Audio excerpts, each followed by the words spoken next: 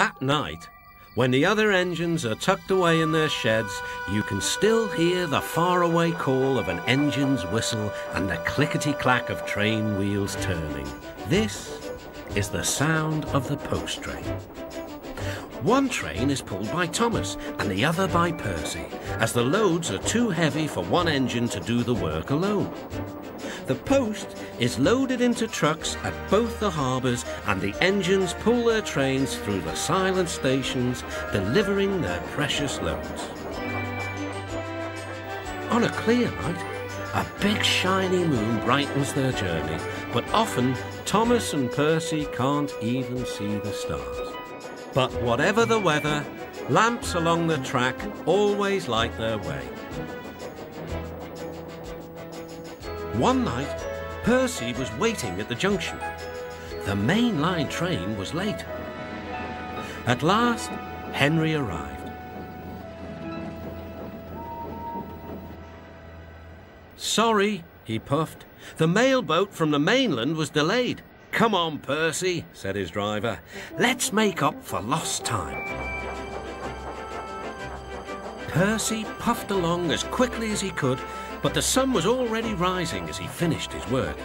"Never mind," thought Percy. "It's nice to be up and about when it's the start of a new day and there's no one else around."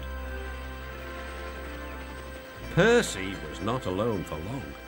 "Bother," said Percy. "It's that dizzy thing, Harold." "Good morning," whirred Harold. "I always said railways were out of date, but you're so slow with the post, you should give everyone their stamps back.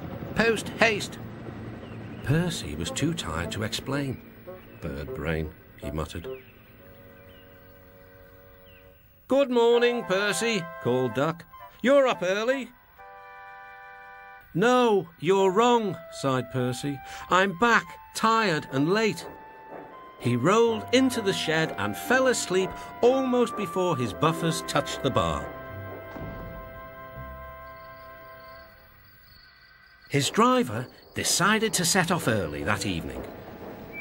Thomas was waiting at the station. "Thank goodness I've a chance to speak to you. Driver said that the person in charge of the post has complained to the Fat Controller about the delay last night."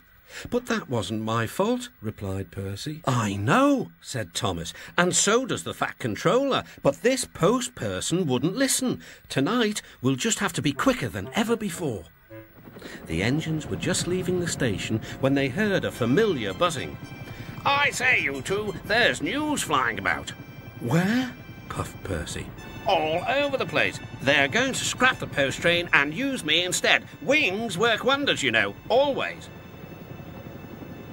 "Rubbish," huffed Thomas. That night, everything ran like clockwork. Thomas and Percy steamed through the stations, making good time everywhere they went.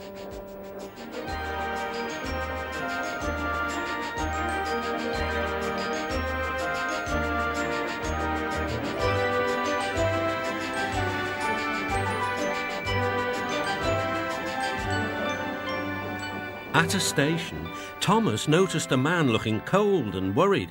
He had missed his train home. "We can give you a ride," said Thomas's driver, "but it will be rather uncomfortable." "Thank you," said the man. "Anything's better than sitting here." The next afternoon, Percy passed the airfield and saw Harold. "Hello, Lazy Wings. Are you too tired to fly today?" "The wind's too strong. I've been grounded," grumbled Harold. "You need rails," laughed Percy. "They work wonders, you know. Always." That night, the Fat Controller showed the two engines a letter. It was from the man who had missed his train. "He thinks you are both splendid," said the Fat Controller, "and everyone says that the post train is the pride of the line."